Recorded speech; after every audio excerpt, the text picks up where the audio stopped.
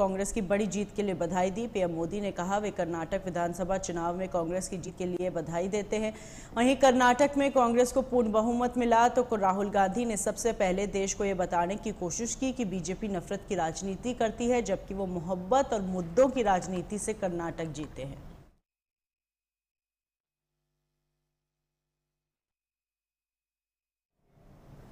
कांग्रेस नेता राहुल गांधी ने कर्नाटक चुनावों में जीत का श्रेय पार्टी नेताओं और कार्यकर्ताओं को दिया। उन्होंने कहा कि गरीब जनता की शक्ति ने क्रोनी कैपिटल्स को हरा दिया और यही हर राज्य में होगा। राहुल ने कहा कि कर्नाटक की जनता ने दिखाया कि इस देश को मोहब्बत पसंद है।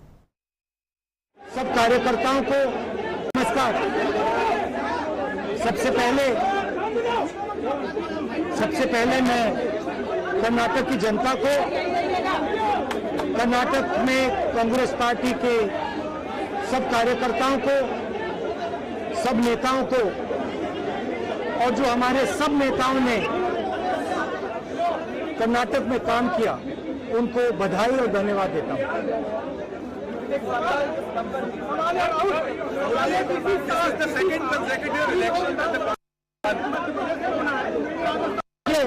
देखिए, कर्नाटक के चुनाव में एक तरफ क्रोनी कैपिटल्स की ताकत थी, दूसरी तरफ गरीब जनता की शक्ति थी और शक्ति ने ताकत को हरा दिया। और यही हर स्टेट में होगा। कांग्रेस पार्टी कर्नाटक में गरीबों के साथ खड़ी हुई, हम गरीबों के मुद्दों पर लड़े। और मुझे सबसे अच्छी बात यह लगी कि हमने नफरत से, गलत शब्दों से ये लड़ाई नहीं लड़ी। हमने मोहब्बत से, प्यार से, दिल खोल के ये लड़ाई लड़ी और कर्नाटक की जनता ने हमें दिखाया कि ये देश मोहब्बत इस देश को अच्छी लगती है।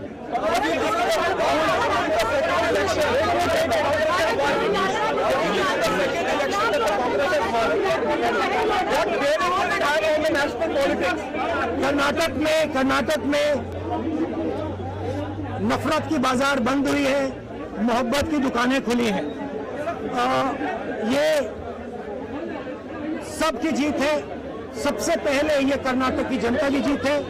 हमने चुनाव में कर्नाटक की जनता से, गरीब जनता से 5 वायदे किए थे। मैंने अपने भाषण में कहा, खारगे जी ने भाषण में कहा, सब नेताओं ने भाषण में कहा था कि हमारे 5 वायदे हैं।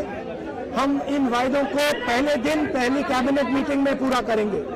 मैं फिर से कर्नाटक की जनता को दिल से बधाई देना चाहता हूं, धन्यवाद देना चाहता हूं।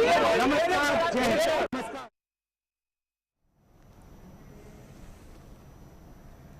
कर्नाटक विधानसभा चुनाव 2023 में कांग्रेस की शानदार जीत में पार्टी महासचिव प्रियंका गांधी की बड़ी भूमिका रही। उनके आक्रमण भाषण, महिलाओं और युवाओं के बीच जबरदस्त लोकप्रियता, मिलनसार व्यक्तित्व और दिल छू लेने वाली शैली के साथ ही उनमें दिखने वाली इंदिरा गांधी की छवि आकर्षण का केंद्र बनी रही। जहां एक तरफ कांग्रेस की इस जीत में राहुल गांधी, कांग्रेस अध्यक्ष मल्लिकार्जुन खड़गे, कांग्रेस महासचिव प्रियंका गांधी और कांग्रेस के स्थानीय नेताओं के सदे हुए चुनाव अभियान, नेताओं की एकजुटता और कांग्रेस की गारंटियों की महत्वपूर्ण भूमिका मानी जा रही है। वहीं प्रधानमंत्री मोदी के कांग्रेस पर हमलों का जवाब देने और महिला मतदाताओं को जोड़ने को लेकर राजनीतिक विश्लेषक प्रियंका गांधी की भूमिका को महत्वपूर्ण मान रहे हैं। बड़ी अजीब बात है, पिछले 2-3 दिनों से मैं देख रही हूँ। मैंने तो बहुत प्रधानमंत्री देखे हैं। इंदिरा जी को देखा, गोली खाई उन्होंने इस देश के लिए। राजीव गांधी को देखा, नरसिम्हा राव जी को देखा, मनमोहन सिंह जी को देखा, मेहनत करते हुए दिन रात को इस देश के लिए। लेकिन मैंने पहला ऐसा प्रधानमंत्री देखा है बहनों और भाइयों, पहला देखा है जो आपके सामने आकर रोता है कि मुझे गाली लग रही है, मुझे गाली दे रहे हैं। आपके दुख सुनने के बजाय अपना दुखड़ा आपको सुनाते हैं। और किसी ने उनके ऑफिस में बैठकर एक लिस्ट बनाई है। अरे आपके दुखों की लिस्ट नहीं है वो आपकी समस्याओं की लिस्ट नहीं है, वो ये लिस्ट नहीं है कि किसानों की क्या समस्या है, हमें क्या करना। वो ये लिस्ट है कि मोदी जी को कितनी बार किसने गाली दी है। कम से कम एक पन्ने पे फिट तो आ रही है। अगर मेरे परिवार को जो गालियां दी हैं इन लोगों ने, हम लिस्ट बनाना शुरू करें तो हम किताब पे किताब छपवा लेंगे। हिम्मत करो मोदी जी, मेरे भाई से सीखो। मेरा भाई कहता है गाली क्या, मैं गोली खाऊंगा इस देश के लिए। मेरा भाई कहता है सच्चाई के लिए मैं खड़ा रहूंगा। तुम गाली दो, गोली दो, छुरा मारो, कुछ भी कर लो, घबराओ मत मोदी जी, घबराओ मत। ये सार्वजनिक जीवन है, मोदी ये सब सहना पड़ता है, हिम्मत रखनी पड़ती है, आगे बढ़ना पड़ता है। और क्योंकि आज मैं आपसे बात कर रही हूँ, मैं ये भी बता दूं कि एक और चीज आप अगर सीख जाएं तो बहुत अच्छा होगा। जनता की आवाज सुनिए। कल जैसे राजनीति यहाँ चल रही है पूरे देश में कि काम कोई नहीं कर रहा है, दूसरों के काम पर अपना नाम डाला जा रहा है। चुनाव के समय आपकी बातों को करने के बजाय दुनिया भर की बातें चल रही हैं। धर्म के नाम पर, जाति के नाम पर आपको गुमराह किया जाता है, आपके जज्बातों को उभारा जाता है ताकि आपका वोट मिल जाए, सत्ता मिल जाए और उसके बाद कोई काम करने की जरूरत नहीं है, क्योंकि 5 साल बाद फिर से आपके जज्बातों पर वोट मांगेंगे, अपने काम पर वोट नहीं मांगेंगे, विकास पर वोट नहीं मांगेंगे। ये जो bye bye Modi, bye bye KCR आपने लिखा है, अगर आप सचमुच बाय बाय चाहते हैं तो अपनी जिम्मेदारी को समझिए। जो पार्टियां आपको बता रही हैं उनको परखिए, पढ़िए, देखिए कांग्रेस पार्टी क्या कह रही है। आज ये हैदराबाद का यूथ डिक्लेरेशन किया गया, ये आपका सम्मान है कि हम आज ये डिक्लेरेशन कर रहे हैं। और हम सब नेता यहाँ बैठे हुए, सब जो यहाँ मौजूद है, इस डिक्लेरेशन के लिए आपके प्रति जवाबदेह बनेंगे। अगर हमारी सरकार बनेगी, 5 साल बाद ये काम नहीं किए गए तो हमें निकाल देना। प्रधानमंत्री जी, कर्नाटका में अगर आतंक है तो आपकी 40% की सरकार का आतंक है, जो लोगों को लूट रही है। प्रधानमंत्री जी, अगर कर्नाटका में आतंक है तो महंगाई का आतंक है, जिसकी वजह से लोग अपनी रोजाना के जीवन में मुश्किलों पर मुश्किलों का सामना कर रहे हैं। प्रधानमंत्री जी, अगर कर्नाटका में आतंक है तो बेरोजगारी का आतंक है कि 2.5 लाख सरकारी पद आपकी सरकार ने खाली रखे हैं, तो यहाँ शिक्षित से शिक्षित नौजवान को रोजगार नहीं मिल रहा है। अगर आतंक है तो आपकी 40% की सरकार, जिसने हर पोस्ट के लिए रेट फिक्स कर लिया है, उसका आतंक है। मैं कहीं गई थी, वहां पे मुझे बताया गया कि एक किसान के पास पैसे नहीं थे, उससे घूस मांगी, जब पैसे नहीं थे तो बेचारे को कहा गया कि अपनी तो बैल दे दो। इतना आतंक है कि जब 8 करोड़ रुपए कैश किसी विधायक के बेटे के घर में मिलते हैं तो कोई कार्रवाई नहीं होती, कुछ नहीं होता उसको, बल्कि उसके पिताजी एक परेड निकालते हैं। इसकी परेड भ्रष्टाचार के आतंक की परेड, ये कहने के लिए कि मैं कुछ भी कर सकता हूँ, आप मुझे रोक नहीं सकते। कुछ नहीं है, हमारी लूट ही है सब कुछ, हमारी सत्ता ही है सब कुछ। यही आतंक है आज कर्नाटका में। जो बीजेपी के नेता है वो लालच और सत्ता और लूटने में इतने परेशान रहे, इतने व्यस्त रहे कि आपकी समस्याओं को पूछा नहीं। तो ये आप ही का अनुभव है, और जब तक आप जागरूक रहेंगे और आपकी जागरूकता आपके अनुभव को पहचानेगी और नेताओं की सच्चाई पहचानेगी और ये देखेगी कि भाई चुनाव के समय ये नेता तो आकर हमारी काम की बात कर गया, उसने कहा कि महंगाई बढ़ गई है, ये स्कीम लाएंगे या शिक्षा के संस्थान बनाएंगे या इंडस्ट्रियल हब बनाएंगे, लेकिन वो जो नेता है वो आया, उसने धर्म की बातें कर ली, उसने आतंकवाद की बातें कर ली, लेकिन हमारी बात नहीं की। तो आप पहचानो, जब आप पहचानेंगे तो आप गलती नहीं करेंगे, तो जब आप गलती नहीं करेंगे तभी आपका भविष्य मजबूत बनेगा, तभी आपके लिए एक ऐसी सरकार आएगी जो आपसे डरेगी, ऐसे नेता आएंगे जो पब्लिक से डरेंगे, जो पब्लिक का आदर करेंगे, जो समझेंगे कि अगर पब्लिक के लिए काम नहीं किया तो रास्ता नापिए। तो ये आप ही को समझाना पड़ेगा, नेता की आदत को ठीक करना आपका काम है। अब मन बना लीजिए कि जो कर्नाटका में पिछले 3.5 सालों से हुआ है वो बहुत गलत हुआ है, आपके साथ नुकसान आपने झेला है, मुश्किलों का सामना आपने किया है, ये लोग तो अपने महल बनाते रहे, लेकिन आपका नुकसान हुआ। यहीं पे आपकी अपनी स्थिति आप देखिए, यहाँ एक समय 4 बैंक होते थे अलग, corporation bank, Vijaya bank, syndicate bank और कनारा बैंक। इन्हीं के आतंक से, इन्हीं सरकार की कुनीतियों की वजह से ये सारे मर्ज करने के लिए गए हैं और आज सिर्फ एक बैंक है आपके क्षेत्र में। नेहरू जी ने बेंगलुरु का हवाई अड्डा तब बनाया अपने समय में,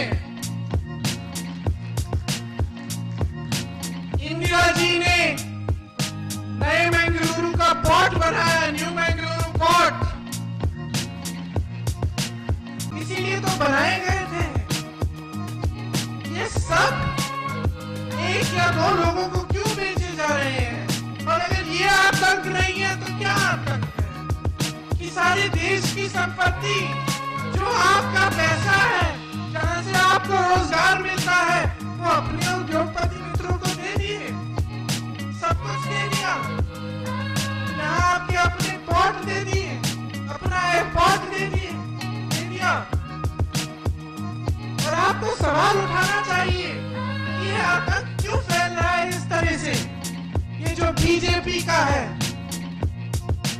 भ्रष्टाचार का आतंक, सोचिए और समझिए, ये बहुत बुरी आदत डाल दी है आपने इनमें। उत्तर प्रदेश नगर निकाय चुनाव में भारतीय जनता पार्टी ने प्रचंड जीत दर्ज की है। इस बार के चुनाव में भाजपा ने जीत दर्ज करते हुए इतिहास रच दिया। प्रदेश में पहली बार मेयर की सभी सीटों पर भगवा लहरा दिया गया है। हालांकि कुछ जगहों पर अभी जीत का सर्टिफिकेट नहीं मिला है, लेकिन सभी 17 मेयर की सीटों पर जीत का ऐलान हो चुका है। इस जीत के बाद यूपी के मुख्यमंत्री योगी आदित्यनाथ ने भाजपा कार्यालय पर प्रेस कॉन्फ्रेंस करते हुए जनता का आभार व्यक्त किया। सीएम योगी ने कहा, पहली बार सभी नगर निगम सीटों पर भाजपा ने जीत दर्ज की है। ये सिर्फ प्रधानमंत्री नरेंद्र मोदी के मार्गदर्शन में हो पाया, इसलिए जनता ने जो भरोसा किया है उस पर खरे उतरने के लिए हमारी पूरी कोशिश रहेगी। विश्वास दिलाते हैं सभी को अधिक से अधिक लाभ पहुंचाने के लिए उनकी सरकार काम करेगी। और इसके साथ ही सीएम योगी ने यूपी में सकुशल चुनाव संपन्न होने पर भी हृदय से आभार व्यक्त किया। भारतीय जनता पार्टी के कार्यकर्ताओं की मेहनत, सरकार और संगठन के बेहतर समन्वय, आदरणीय प्रधानमंत्री जी के सुयोग्य और यशस्वी नेतृत्व और उनके मार्गदर्शन में उत्तर प्रदेश नगर निकाय के चुनाव में भारतीय जनता पार्टी ने अब तक की सबसे बड़ी विजय प्राप्त की है। 17 नगर निगमों में पहली बार भारतीय जनता पार्टी सभी नगर निगमों में एक साथ पूर्ण बहुमत के साथ विजय प्राप्त करने में सफल हुई है। इसके साथ ही जो 17 नगर निगम हैं, इनमें से 3 नगर निगम नए गठित हुए थे, जिनमें अयोध्या, मथुरा वृंदावन और शाहजहांपुर। मथुरा वृंदावन और अयोध्या में विगत वर्ष चुनाव संपन्न हुए थे और शाहजहांपुर में पहली बार चुनाव हुआ है। 17 के 17 नगर निगमों में, जिनमें से हर एक नगर निगम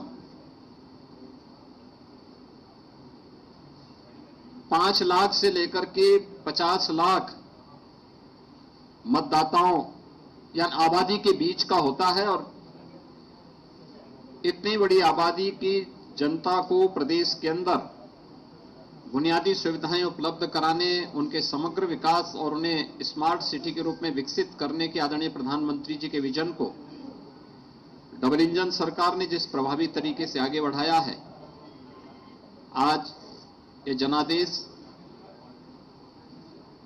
सबके सामने है। प्रदेश के अंदर 200 नगर पालिकाएं, जिनमें से 199 में चुनाव संपन्न हुए हैं। 2017 में भारतीय जनता पार्टी ने 60 नगर पालिकाओं में विजय प्राप्त की थी।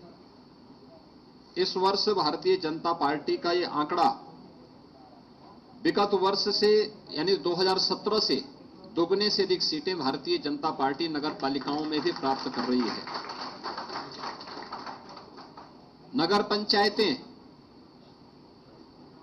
पिछले 5 वर्ष के दौरान प्रदेश में नई नगर पंचायतों का गठन भी हुआ है, जो बड़ी ग्राम पंचायतें थीं और 20,000 की आबादी से अधिक की आबादी के जो ग्राम पंचायतें थी, उन्हें नगर पंचायत के रूप में विकसित करके नगरीय सुविधाओं से आच्छादित करने का जो अभियान था, उसी क्रम में लगभग 112 से अधिक नए नगर निकाय गठित हुए थे। कुल मिलाकर के 545 नगर निकायों में यानी नगर पंचायतों में भी चुनाव संपन्न हुए थे और भारतीय जनता पार्टी इस बार नगर पंचायतों में भी अभूतपूर्व सफलता प्राप्त की है। 2017 से 2.5 गुना से अधिक सीटें भारतीय जनता पार्टी ने इस चुनाव में इसमें भी सफलता प्राप्त की है। इसके अलावा नगर निगम में 1420 वार्ड हैं, जिनमें पार्षदों का चयन होना था, चुनाव होना था। भारतीय जनता पार्टी ने इससे पहले 17 में 596 पे विजय प्राप्त की थी और अब तक जो कुल परिणाम आए हैं 794 में से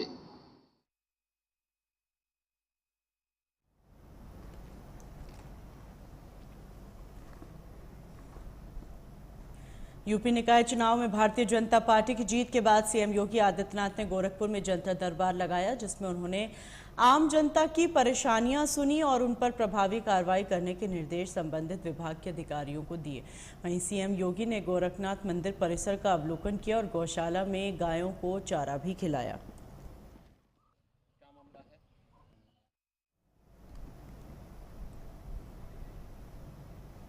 प्रयागराज जिले की नगर निकाय चुनाव के परिणाम आंख खोलने वाले हैं। नगर निगम में जहां भाजपा की पूर्ण बहुमत वाली सरकार बनी, वहीं 8 नगर पंचायतों में ज्यादातर सीटों पर सत्ताधारी दल से जनता का मुंह भंग हुआ। नगर पंचायतों की 4 सीटों पर निर्दलियों ने कब्जा जमाया।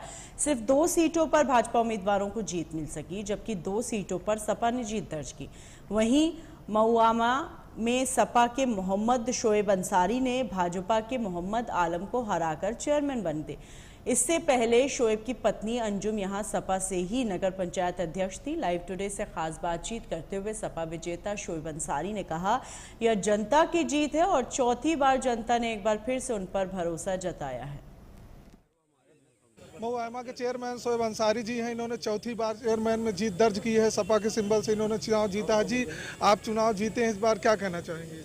मैं अपने मऊआमा की जनता को, अपने दोस्तों को, अपने साथियों को बहुत बहुत शुक्रिया और धन्यवाद अदा करना चाहता हूं और उनके प्रेम, उनका जो प्रेम और जो विश्वास रहा है उनके विश्वास और प्रेम पे खरा उतरने का पूरा प्रयास करूंगा। ये आपका चौथी बार का चुनाव था, इस बार आपको लग रहा था कि आप फिर से चुनाव निकाल पाएंगे?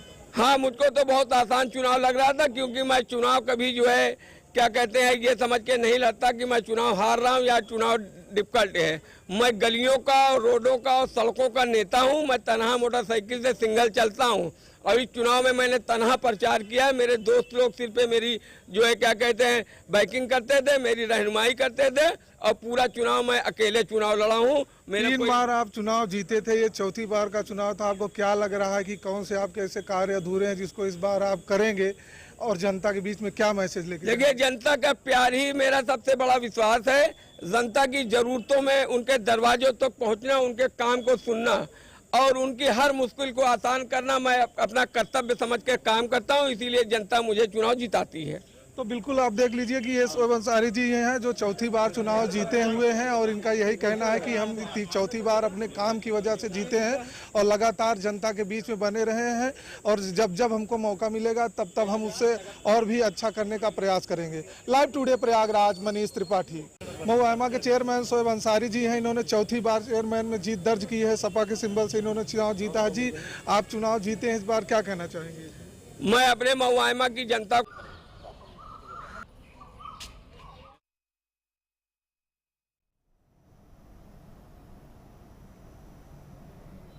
इन्हीं खबरों के साथ बुलेटिन में फिलहाल इतना ही। दीजिए इजाजत।